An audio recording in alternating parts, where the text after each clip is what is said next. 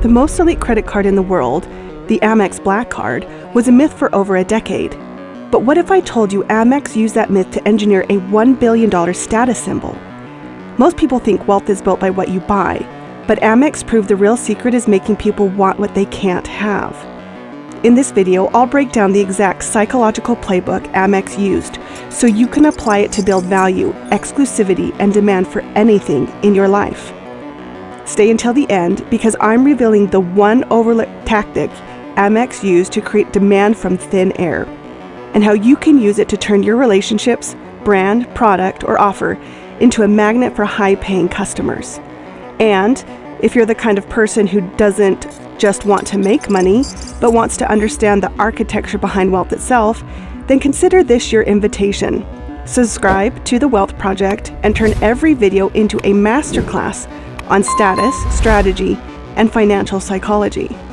This video isn't about a credit card. It's a blueprint for creating unmatched desire. You're about to learn how Amex turned whispers and rumors into the most profitable financial product in history. And here's what matters. They didn't do it with flashy ads or discounts. They did it by mastering status, scarcity, and perception.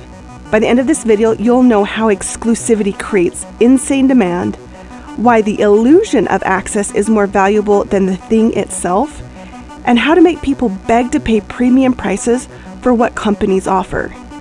If you want to build wealth, stand out, or create a product that people chase, you need to learn this. The birth of a legend. Let me take you back to the 1980s and 90s. Picture this. At exclusive country clubs, in first-class airport lounges, and at high-end restaurants around the world, a story was spreading.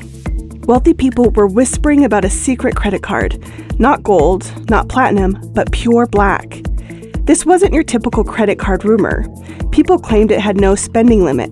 They said it could buy anything. Yachts, private islands, even fighter jets. Forums like Flyer Talk and early finance blogs lit up with speculation. One user posted, "My boss swears he saw someone buy a Lamborghini with a matte black Amex. Said it made a thud when it hit the table like a brick." Whether true or not, that soundbite traveled. The most persistent story? That comedian Jerry Seinfeld was one of the original holders. But here's what made this rumor so powerful. It felt real because it should have existed. Think about it.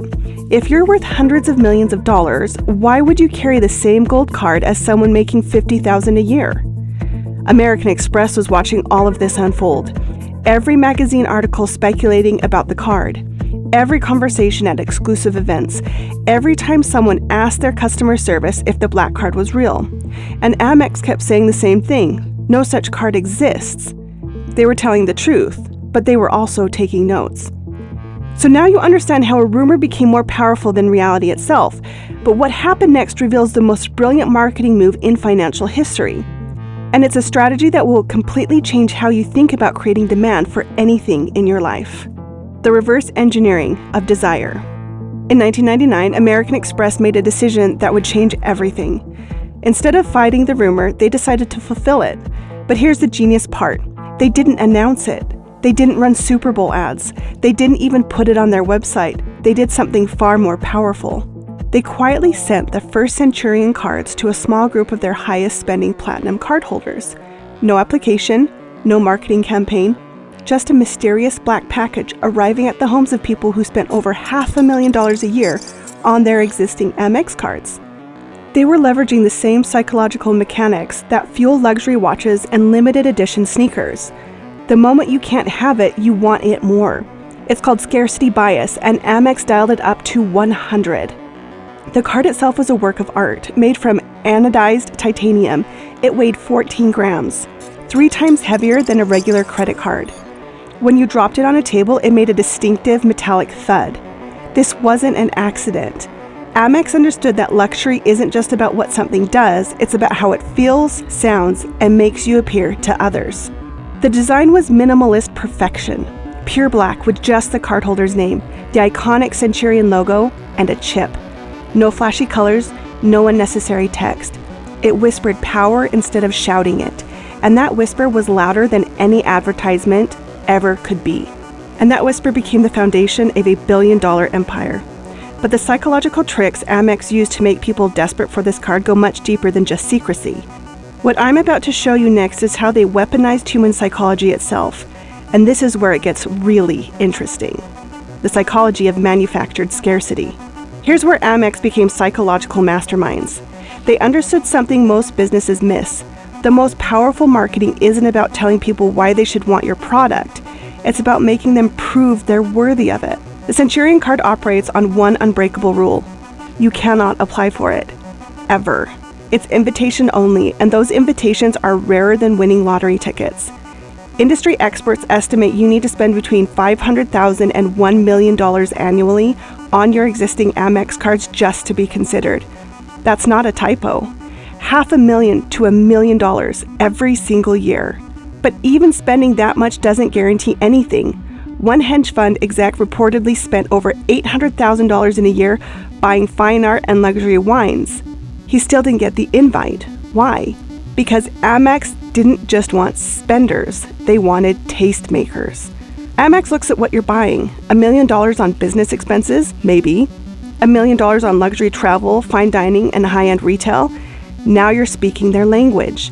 They're not just measuring your wealth, they're measuring your lifestyle. Then there's the financial barrier. A $10,000 initiation fee just to get the card. A $5,000 annual fee to keep it. For most people, that's a car payment. For Centurion cardholders, it's pocket change. And that's exactly the point.